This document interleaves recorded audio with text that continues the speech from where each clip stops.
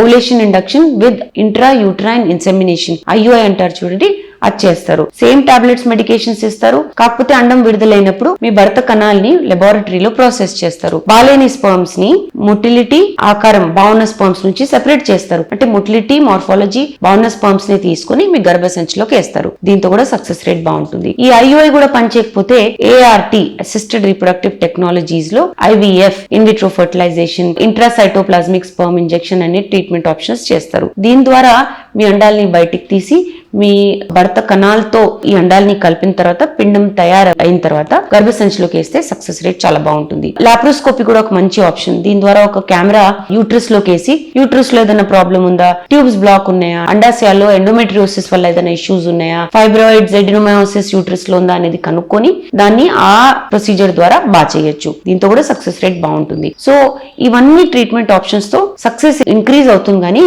Major గా మీ వయసు బట్టి సక్సెస్ ఉంటుంది. ఈ ovulation induction with timed intercourse తో 5 to 10% పెరుగుతుంది మీ success rate. Ovulation induction with IUI అనుకోండి, మీరు 30 కన్నా తక్కువ ఉన్నారనుకోండి, సక్సెస్ రేట్ 10 to 20% పెరుగుతుంది. IVF తో మీ సక్సెస్ రేట్ 30 కన్నా తక్కువ ఉంటే 40 to 60% ఉంటుంది అనమాట. సో ట్రీట్మెంట్ ఆప్షన్స్ చాలా ఉన్నాయి. అన్ఎక్స్ప్లెయిన్డ్ ఇన్ఫర్టిలిటీ ఉంటే ముందు లైఫ్ స్టైల్ మోడిఫికేషన్స్ చేసి ట్రీట్మెంట్ ఆప్షన్స్ తప్పకుండా ఆలోచించవచ్చు.